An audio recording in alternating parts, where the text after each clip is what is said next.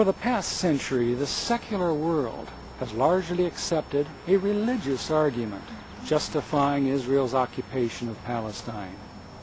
Yet that religious argument that God gave Palestine to the Jews is a half-truth.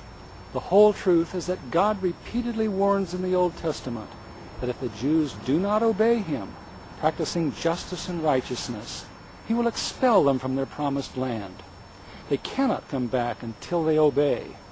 Ignoring God's terms of no obedience, no return, both Zionists and evangelical Christians have rammed a cruel and unbiblical return to Palestine down the throats of the Arab world. The result? Perpetual strife rending the Mideast, international terrorism plaguing the whole world. Despite the clearest scriptural ban against Jewish reoccupation of Palestine, both Israel and its evangelical supporters remain more determined than ever to make the Zionist experiment succeed at any cost. This results in even more determined and fanatical Arab resistance. The Arab world today is angry and even violent, like a tiger with a thorn in its paw. If the thorn Israel would remove itself, the tiger, relieved of its pain, would relax. The Mideast would return to relative peace. Arab international terrorism would have lost its primary reason to exist. If the thorn Israel would remove itself, there would be no need for an American war on terrorism. Government snooping and loss of individual rights and privacy in the name of homeland security would be unnecessary. There would be no need for America to make the Middle East safe for Israel. All these sacrifices lead back to the false premise that Christian civilization has a religious duty to preserve the political state of Israel at any cost. Someday, the Bible tells us, a remnant of Jews will return to God out of great tribulation. They will give him the obedience he demands. At Christ's second coming, he will lead this believing remnant back to the land of their forefathers. They will dwell there lawfully in peace. This will be the only biblically legitimate return the Jews will make to Palestine since the rejection of Christ nearly 2,000 years ago. Such a return will gloriously fulfill hundreds of Old Testament prophecies. Yet for the present, both Zionists and evangelicals continue to ram a counterfeit return down the throats of the Arab world. As a result, the Mideast continues to bleed. How did the world get into this dilemma? The Zionist Back to Israel movement gained momentum during World War I. Zionist leaders powerfully influenced America and Britain to help provide a Palestinian homeland for such hated Eastern European Jews. There was one problem.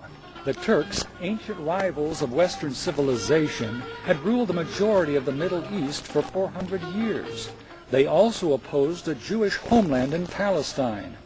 On the other hand, most Arabs under Turkish control yearned to overthrow Turkish oppression and find freedom. As a result, the Arabs favored the Western allies in World War I. The Arab world hoped that, should the Allies be victorious over Germany and the Turks, Britain could oversee the Middle East, giving liberty to all Arabs, including Palestinians. For this reason, during World War I, the Arabs were trusted allies of the West, assisting British forces and their military leaders, such as Lawrence of Arabia, in fighting the Turks. When the Allies were victorious, the Arabs obtained freedom at last. Yet in Palestine it was different. The British, to the astonishment of the Arabs, announced through the Balfour Declaration that Palestine would be shared between its Arab inhabitants and European Jews. The Arabs felt betrayed. Britain had led them to expect an independent state for Palestinian Arabs. On the other hand, the British government made it clear that in allowing Jews to purchase, lease, and thus control large amounts of Arab land in Palestine, special favor would not be given to the Jews. Jews were to be viewed on equal footing legally with the Arab population. The Zionists had a different point of view. They believed God's covenant granted all of Palestine to Jews alone. They saw the Arabs, even though they had lived in Palestine for 1,300 years, as squatters.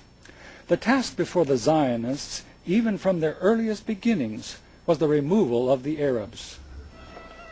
The Zionist settlers, being largely subsidized by foreign Jewish capital from Europe and the U.S., were in a position of great advantage over the poor and backward Palestinians. Far from comprising a humble, repentant remnant, such as God allowed to occupy Palestine under Joshua and Ezra, most Jewish settlers who inhabited Palestine in the 20s and 30s were Marxist Jews from Russia and Eastern Europe. Their goal was to establish an ideal communist state in Palestine. With this in mind, collectives called kibbutzes were formed.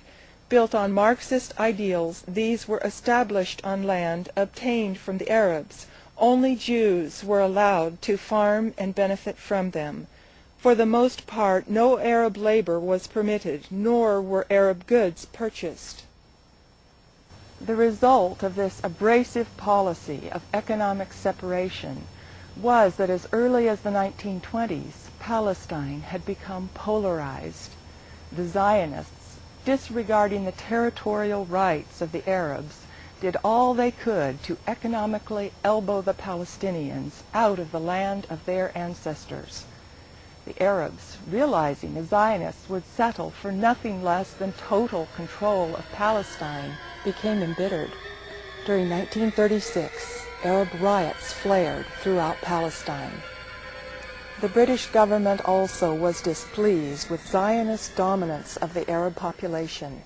The Balfour Declaration stipulated that nothing shall be done which may prejudice the civil and religious rights of existing non-Jewish communities in Palestine. The British knew the Zionists had made a mockery of this provision, trampling on its guarantee of Arab rights